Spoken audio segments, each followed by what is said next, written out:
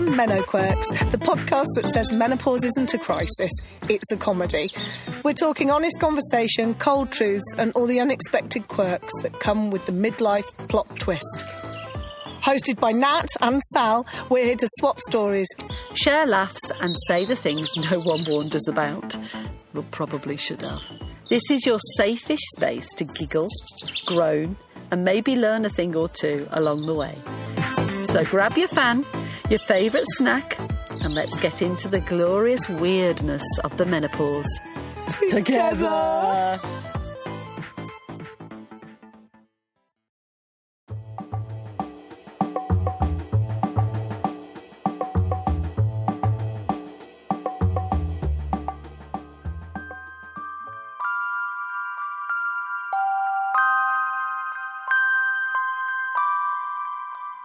Welcome to our Halloween episode. With the soundscape of creaky doors, tiny footsteps, and a spooky cat. yeah, which we've got plenty here. Yeah, one of those. Really scary. Wind. The candle. Wind. It's supposed to be scary. For breakfast? No, you know that every horror film has wind in it, doesn't it? Do you not think? It has like the gusts of wind, the rain, and the. Sorry, this is supposed to be scary. I'm really sorry, everyone. We don't want to scare you. I think that's what's face on. It's not going to be too scary. It's just got to be. It's just setting the scene. Yeah. Got the lights low and the candle on, flickering. Clock ticking. Silent. But deadly. Is that the wind? Okay. So we wanted to talk about, really, with Halloween, how perhaps it's the crone side of things, isn't it? Yeah. The crone Which era. I think that we have touched on, haven't we? With various guests. And we will definitely delve into deeper. So, but today we're going to tell a Baba Yaga story. Yeah.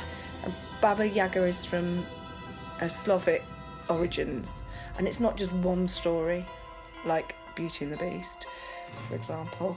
It's a character, or is she 3 characters, or is she a generic woman character that could be put onto anyone. So Baba Yaga lives in the depths of the forest. Could take you days to find her. She's tall, not tall, like twice the tallness of a normal woman, at least. She has a really long nose. She has bony legs, and not just bony legs, but almost like bones that have just been shrink wrapped in skin. And her bones click when she walks. She has claws, fingers that are almost like claws, with claws on the end, long. And she lives deep in the forest, in her hut. And her hut is on chicken legs. I'm uncertain whether it's 3 or 4 chicken legs. Either way, it's more than one big chicken's worth. What shape is that? You will have to decide. So her hut travels, on the whole, it walks round and round. On legs, On chicken legs. Okay. Does it make a sound? Is it alive in itself? I think it is alive in itself, yeah. In her hut, she has a big stove, a big wood-fired heat generator with a massive human-sized pot. Ooh. Now, in a lot of bit. stories, she likes to eat children and women. Is that But Hansel and Gretel? It's a bit Hansel and Gretel, Similar to isn't Hansel it? and Gretel, Yeah.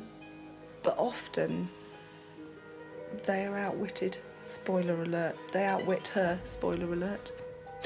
Oh, spoiler alert. Lots of spoiler alerts. So her hut is surrounded by a fence. And on the top of each of the fence posts are skulls. Ooh. There might be 40 of these, because at one point she had 40 daughters. Oh. And she was tricked into killing them, thinking that they were someone else. And these are possibly the skulls Of her daughters surrounding her hut. She travels in a mortar, so pestle and mortar. Now, you think they're small things, but actually in everyday life, there are communities that do huge community cooking, and their mortars are big. Massive. Massive. So Baba Yaga's got a big mortar that she travels in. It's How does she unclear travel? I was whether gonna say, it is it floats, floats or or that flies she or- has the ability to make it fly. And so she's got the pestle in her hand, Okay. the iron pestle that she whips the mortar with, like whipping a horse to drive it on. Does she make a sound? Does she speak? Does she I shriek? think she does speak. like I a don't think witch? she's a banshee kind No? of shrieker. Okay. I think it's the terrifyingness of her bones clicking. A bit like your teachers at school that you were afraid Yes. of. That kind of Who like are really twice as stern. tall as you Twice as tall, yeah. and much older yes, and stern and stern and very yes. and foreboding. Is that the right word? No, they are, and loud. I would have thought loud. Yeah. So this story, because there are tons of stories and tons of different versions of the Baba Yaga stories, I've got a couple that I really like, because I've delved reasonably deep into the different stories. And at first I thought I was going to be finding stories of how she would challenge men. But actually, she is more focused on getting children and girls, young women, and maybe challenging them, because there's always some kind of challenge in it. Is that And there's because always of some youth? kind Do of you think it's- outwitting. Do you think it's a little bit like the older generation versus the young? Possibly. Do you know, they're kind of like the dichotomy. warnings of being older and So this story is quite Cinderella crossed with a Baba Yaga story. It's got a Cinderella element in that it's got a girl. And often in the Baba Yaga stories and other stories, the girl is called Vasilisa, and I think it's like saying this is an English story and the girl's called Sarah, which is the origin of my name, so that's what I'm using it. It's quite common though, quite usual. I believe that Vasilisa is probably quite usual in Slavic languages, so a lot of the girl protagonists might be.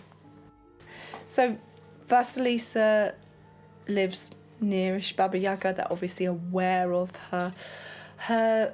She lives with her mother and her father, and when her mother knows she's about to die, she gives Vasilisa a little doll with a blue hat, and she says, keep it close and she'll help you. Whenever you need help, ask her for help. So Vasilisa keeps this doll and asks its advice and to help with little things that she needs help with all of her childhood. And then her father remarries, and this is where it becomes Cinderella-like, because the stepmother has 2 daughters who are similar age to Vasilisa, and the stepmother favours these daughters, treats Vasilisa like the housemaid. You know Cinderella. yeah, very We similar all to know that. Cinderella. Yes. Yeah. The ugly sisters. I mean, you know, we Mean. can't. Yes. We can't. You know, there's so much to say about looks and temperament, looks and temperament and how they go together, aren't they? Yeah. Anyway, so Vasilisa's stepmother is cruel and demands a lot of her. And Vasilisa's little doll secretly helps her do her chores, get them done. But as she does more, she's asked more of. And so she's worked and worked and worked. And eventually, a lot of suitors are interested in Vasilisa, but not in the stepmother's daughters. And the stepmother becomes vengeful, and she wants these suitors for her daughters. And so what is she going to do to sort this out? She's going to hatch a plan to send Vasilisa to Baba Yaga. Baba Yaga will put her in a pot and eat her. Like, simple enough. She went of her own accord. Haven't seen her for weeks. Whoopsie daisy, but I have got 2 daughters here you might like. Isn't it, with the heart, the huntsman and the heart, and the going off into the a lot of elements. Yeah. So she hatches a plan, and she sends Vasilisa out for firewood. And while she's out, she tells her daughters to put the fire out and put the candle out. So the daughters extinguish the fire in the candle. It gets cold, it gets dark. Vasilisa comes back with the firewood, and her stepmother says, but there's no fire now, you silly girl. You didn't make the fire up properly. It's too late.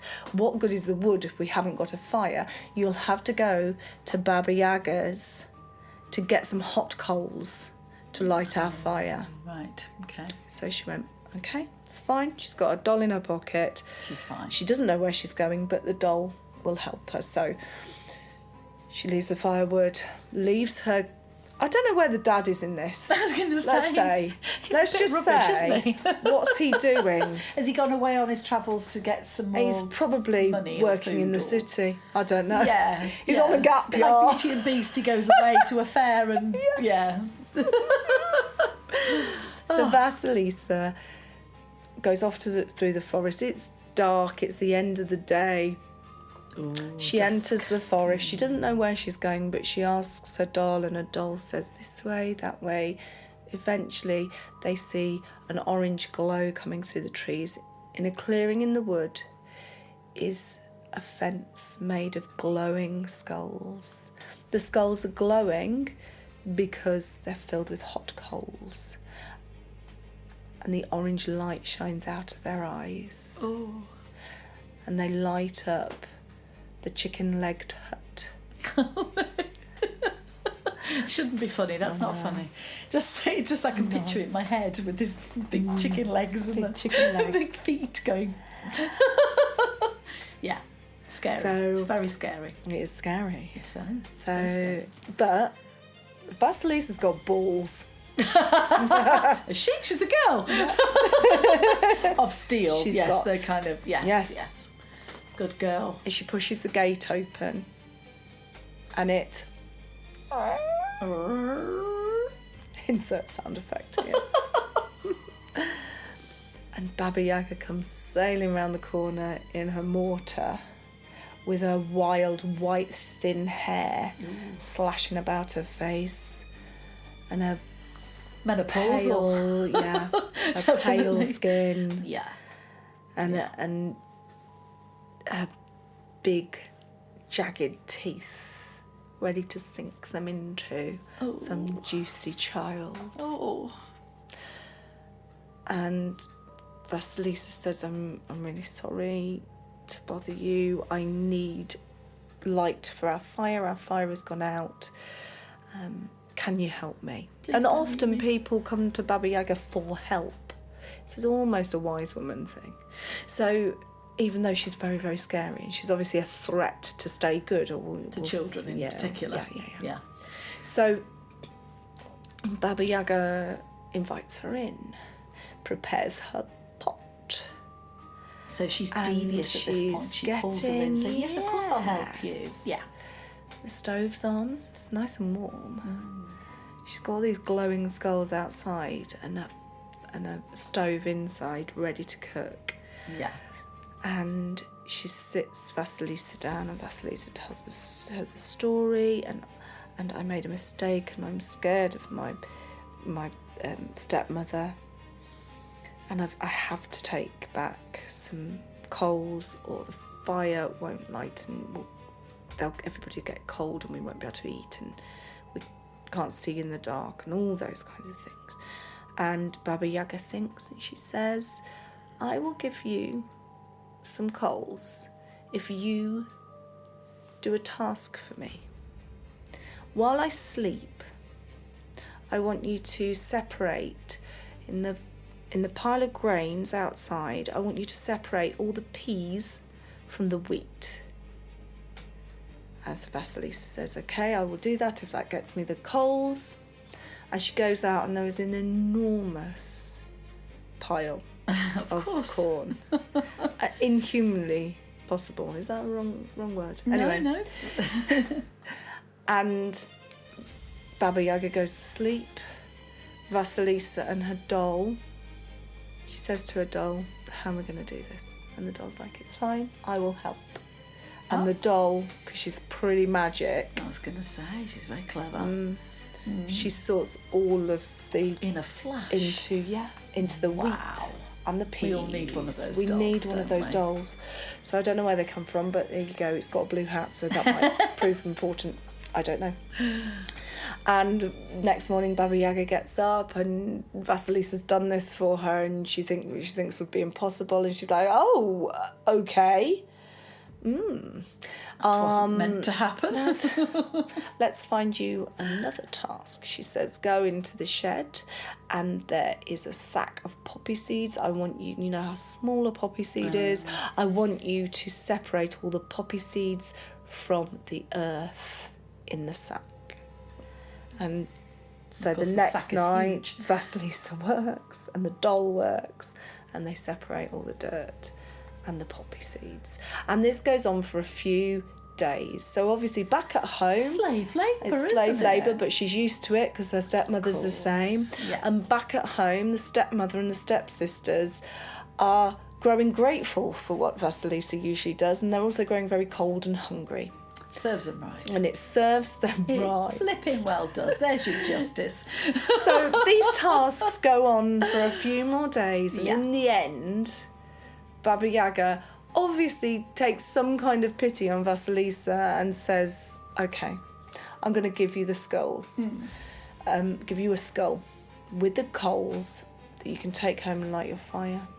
Okay. So she picks up one of the skulls on the fence post, hands it to Vasilisa. Vasilisa and her doll walk home. It's getting dusk again, and the stepmother and the stepsisters see an orange glow approaching their house. Very eerie, slightly smoky, smouldering. As it gets closer, they can see that it's a skull. Like the Halloween sort of orange and black. Sort of, with the eyes glowing. And they're scared, but they also realise that this is the fire that they need. Yeah. And as they approach the house, the skull starts to talk to Vasilisa. And the skull says, don't be afraid. Go straight into the house and wait. So Vasilisa takes the skull into the house. The skull turns to look at the stepmother and the stepdaughters, and they say, Vasilisa, they've never been so pleased to see her. Absolutely. We are cold, we are hungry, we need to light the fire. Turns out we missed you. Quickly put the coals into the fire, and the skull looks at the stepmom and starts spitting fire from her fiery eyeballs. Ooh, and that's little clever. sparks fly out and set fire to the stepmother and the stepsisters, and they burn To death. to a crisp. So they're just little mountains of ash on the floor. So they got their fire. They got what they wanted. They got their fire, but they not also the way they got wanted their comeuppance. So were nice and Vasilisa locked the house and went and chose herself a husband. As you do. Do you know what? It would be interesting that the Baba Yaga didn't take the doll off her in the first place and go, that doll's helping you. You're not having that. That's my doll. Off we go. I think she's quite forgiving in a lot of ways. She really is. She's scary, but she's not really evil, is she, by the sound of it? No, I mean, there are loads of different stories. The story, I've got 2 really good podcasts for you to listen to. And the story about how she came to have 40 daughters' skulls around her, that is touched on. And actually, the story about her daughters is told in a podcast called Mythological. And it's number 4, which is called Baba Yaga. Yeah.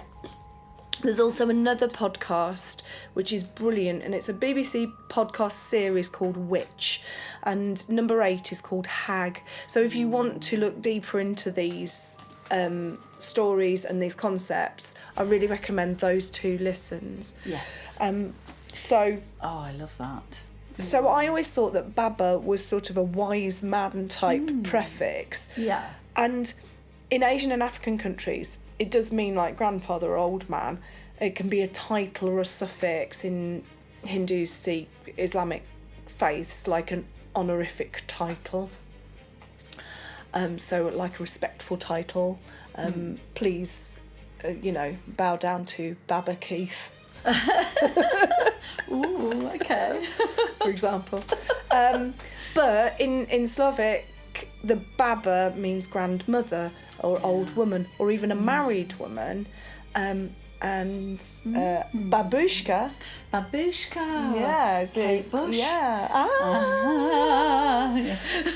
Means grandmother. Yes, it does. So I think the description of her is of that crone, the old woman, the hag, that can be quite scary to younger people. Yes, and the fear, the stories about the skulls and everything is going to frighten them, and they're not going to want to go anywhere near that person because they're the scary one. And in, several hundred years ago, was it less common to get to that age where you actually looked old? Yeah. And when you think about it, because they wouldn't have known about the menopause, what that was, it was just that you were changing. And you've gone through the menopause by that point. So you will look different. You will perhaps look quite scary and move very awkwardly because your limbs and your joints, etc. don't. And your joints click. Your joints click, yeah. I'm not sure about the chicken legs, but... You might lose some muscle. Oh, yeah, definitely. Yeah? And... I also love, and this is in other stories, she has a lot of animals around her. So this is another thing that I really relate to. With as I get older, I'm like, well, sod this. I'm having that animal because I want it. Yeah, exactly. That's my familiar. Surround myself with my animals. I'm which is supposed to have cats, aren't they? Which is supposed to have cats, and I think that Baba Yaga has sort of black geese. And possibly cats as well, but various animals in various stories. I love and I think that she's gone, she in a lot of stories. I think she's testing people's morality and how good they are. And I think in the Vasilisa Cinderella type story, she's sort of figured it out. She's gone, right, are you worthy? And I'm going to test you. And if you've got this strength in this test, and then she sort of even gives her the strength to go back and literally destroy for a little her girl demons. As well. Yeah, that's empowering. It's the little empowering. Girl. So the doll is like a sort of idea of protection. But and your inner voice, your instinct and your gut feeling. She doesn't take that doll off her, which is what I thought she would do. I was thinking, what's the first thing you do? Because you'd know that doll has influence over that child. But that's not her purpose. She's almost educating that child, seeing how far she could take her in terms of the tasks that she's given her, and then rewards her by saying, well, I'll protect you and I'll get rid of your demons. And that's quite a quite a moral story. No, it is. It's a moral story. And I think that there can be morals built into a lot of the Baba Yaga stories. So often they said in the what did I say that podcast was called? Mythological podcast. Mythological. That I didn't realise until they said it. There's there's a question she asks when somebody approaches her, because often people are coming to her to ask for stuff. Yeah. And she says, are you doing a deed or are you fleeing a deed? Ooh, I like that. Which is a really interesting question, I think, to question the motive Yes. of people. Yeah. What, you know, what's going doing on it? for Are you? investing it in it, or are you running from it? running from doing it, or are you doing something, and why? It's a challenge, Why? isn't it? So I really get her, because people are always asking stuff from her. Yeah. And she's pretty flipping furious. And I'll go back to what the Yaga bit means. And the Yaga or similar words in lots of different languages have the common theme of being sort of angry or what's sort of not aggressive, but argumentative. Okay. Let's say. Okay. So Right. that kind of feeling to it, Yeah. and possibly that's where the Yaga comes from. That she's got a lot of fury. But it rings well, doesn't it, Baba Yaga? Got a really Yeah, good ring yeah, to yeah, it. yeah. And it's So possibly she's had life experiences that have made her angry. They've made her really old, but she has a purpose in testing people and making them stronger and doing ultimately what's the good. However, some of the stories and a lot of the stories have a part where people trick her, because no story have I heard yet where she actually does boil and eat the child. Well, yeah, you don't There's see just evidence this of it. threat. Yes, there's that this she threat, does, and yeah. often people trick her. Yes. And do go back to the mythological podcast and listen to the story of how she was tricked into killing her 40 daughters, because that's you know, quite a descriptive. It's brilliant. Yeah. But When I you think think about it, when you sit around a campfire and you tell stories, even if they're ghost stories, and they get kind of added to, don't they? Yeah, yeah. Each time. And there's always someone, in our street we had a guy who lived on his own, and everyone was scared of him. Nobody knew why, because they never talked to him, because he was a loner, I suppose.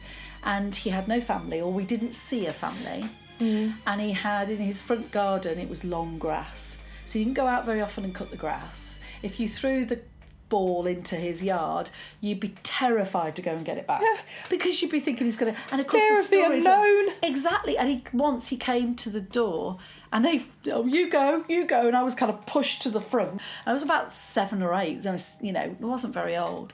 And he came to the door, and he had this vest on. But his hair, he must have got up or something, because his hair was all kind of mad.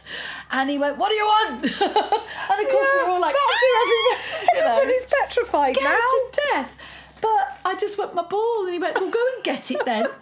And okay, but I couldn't find it because it was in the long grass. So I was looking for the ball for ages. He was like, "Well, come on," and he helped me go and get the ball. Now, if he was that scary, unless he's trying to get me, come on, get in the house, but he didn't try that. Yeah. He was absolutely fine. So the fear of this guy of the unknown. was You worse paint a than picture, don't you? Exactly. And I think that's what these stories do. It's like the fairy tales and everything. They give you that, background of being careful when you get older, because people will start to manipulate you a little bit more, and this can happen. Yes, there's that and that as can well, happen. yeah. Exactly. So she's got a lot of elements. There's a lot of elements. The menopause or post-menopause, or just wanting to go out and be yourself and shout about it when you're angry. And look different. You don't look the same. different. Yeah. And you might look scary to people who want to be young forever. Yeah. But I think why they are look we scary striving for sometimes. that? Yes, well, it's the acceptance of being older, not moving the same way as you describe, the clicking of the bones and the way. I see her in my head as bowed over slightly, shuffling rather than actually walking, and everything's kind of not quite synchronised, and she's probably in pain with her hip, and maybe and that makes you cross as well. Yeah, of course, and the teeth. That maybe the makes teeth you hasn't angry. you haven't been looked at. She's probably not gone to the dentist. dentist. So Don't she even have probably, dentists then. she probably files them down Yeah. or whatever. But the human side of that is probably somebody on their own. And how she's open to manipulation. Yeah, exactly. So all that is fascinating, Isn't it a fascinating Really delve is into fascinating, actually what are these fairy tales? How can we interpret understand them? Yeah, and also, why are they there? They're there to give us warnings of what the world can be like, people that might manipulate us or, do us harm. And it's that sort of, what do we do about that? How do we get over that? Always be on the lookout. Always be on for the lookout. Be somebody careful. who wants to put you in a pot. Yeah, put in a pot. I mean, it's interesting because when I was a kid, I had different stories. My dad, I think now I've realised he was dyslexic like me. And I remember him telling me once, because he was reading a book and I was probably falling asleep. And he said, right, I'm going to tell you a ghost story. And he said, so this is real. He said, I actually saw a ghost. And I'm like, oh, great. Wake up straight away. Go, come on, then tell me. And he said where he used to work was in an old factory, of course, and he used to do night shifts, so he was on security, and he worked with all these guys, and these guys were like really big, burly, sort of, go to the gym kind of guys, but they were terrified at night to go to the toilet because it was an old airfield before, so like, I don't know, in the war, obviously. So they would say that they would see people dotted around, airmen dotted around. My dad's like, really? And what are they going to do? How they're not going to hurt you. And they're like, yeah, but I just don't want to do. So they'd be frightened of going to the toilet. My dad would be like, okay, all right, I'm desperate I've had too much tea, I'm going to have to go. So he said, I went out, and the first few nights it was fine. It was quite foggy, so of course that eerie, with not very much light and lots of sounds and wind again, that blooming wind. And he said, got used to it, it was fine. And the toilet was quite far away. It was like they had a cabin, all the CCTV and everything, and then they'd have to go across a yard, round a corner, and then it was really, it was very open, but there was lots of shutters and, with the buildings and everything, so you get those eerie sounds. So he'd talk to you, he'd go, no, I'm going to walk slowly, I'm going to go to the toilet, I'll come back out again. And he said, and one night I completely forgot about it. I'd go and I'd say to them, it's fine. He went out, and he said, I turned the corner, and this guy just walked right across me. He said, literally, that really close. Really close. Very, very close as you are to me now, which is less than a foot away. And the guy turned, and he said he looked like an airman. So he had like the uniform on, hair slicked back. But he said, what was so odd? He said, I watched him and thought, oh, okay. But he turned and he looked at me, and he winked. And then he walked away. Wow. And I went, oh, Dad. And he said, yeah. And he said, and I really felt like the shivers, the kind of, I whoa, do. And then he said, I turned on my, heel quickly, and I all walked feel very the quickly. shivers now. Yeah. Went inside, and they all said, you look like you've seen a ghost. And he said, I think I have. And he described them, they didn't want to leave, they didn't want to go to the toilet, they didn't want to go home. They were all like, oh, he said, but literally this guy walked across me, just winked and walked away. He said, I don't know where he went, just went into Foggy the fog. dark night. Yeah. And I thought, oh, I love that. He said, I never saw him again. That was it, the only one time I'd seen him. It? He said, so we just labelled him Harry, the ghost. The one that winked at you, I thought, what a lovely thing to do. Turn and wink at you. Yeah, all right, mate. They interacted. It's not a stone tape thing. He didn't just see him walk across him. He saw him. The guy turned and winked at him.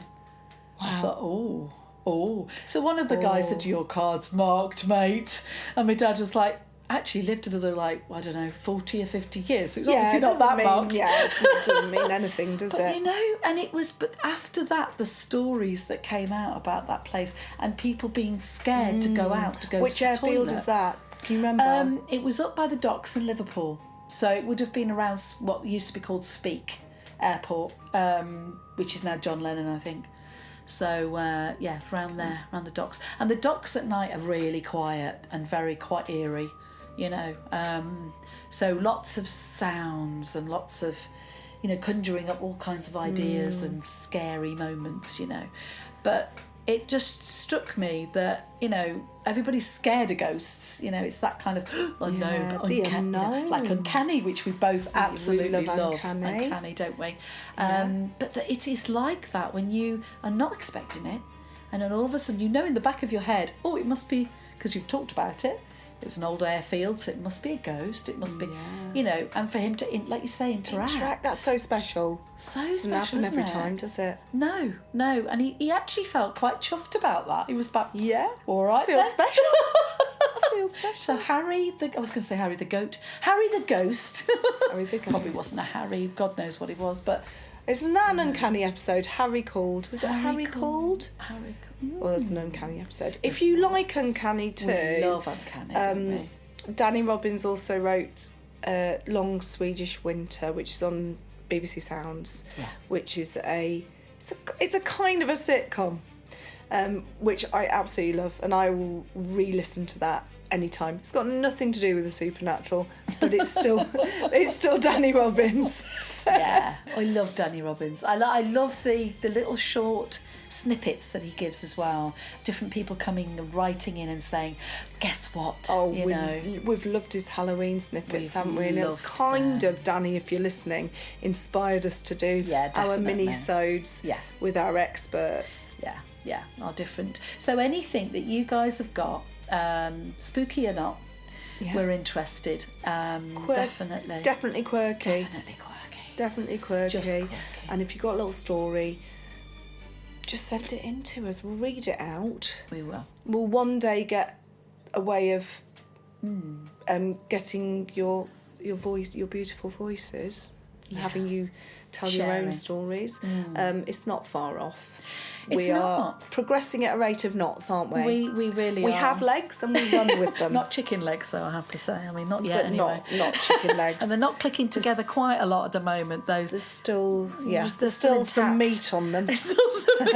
Well, a lot of meat on them, but yeah.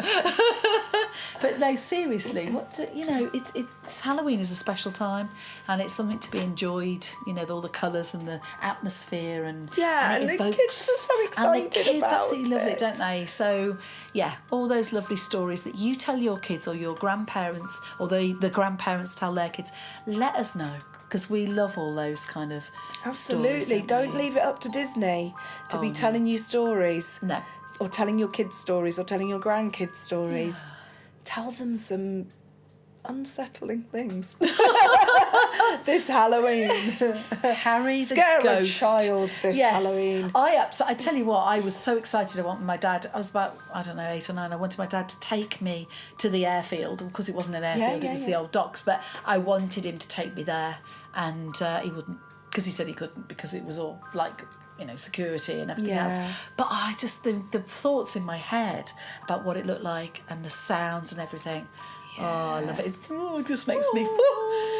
Now, we are talking about a Christmas episode, aren't we? We are. And we haven't got any fully fledged ideas yet. So if you've got any ideas, please email us at Meno Quirks at gmail.com. Easy peasy Easy to peasy remember. squeezy. And we're even though I also- always ask you to say it in case I get it wrong. I say it like Meno Quirks, don't I? So, Okay, let's do Meno that Quirks. then. So, if you've got a story, where do you tell your story? Oh, well, so if you send it to Meno Quirks at gmail.co, no, not .co.uk, She's got it wrong. gmail.com, for goodness sake. Oh, and that one. And Facebook and Instagram. There you go. We are our unique selves, as always. Unique and authentic selves. Happy Halloween. Happy Halloween, y'all. Now she's gone to text them. And I'm not joining you in that It's one. those chicken legs. Brilliant. Oh, till Good next time. night. Bye. Just a reminder, the information shared on this podcast is for entertainment purposes. Everyone's experience of menopause is different, so please speak with a medical professional before making any decisions or changes to your health routine.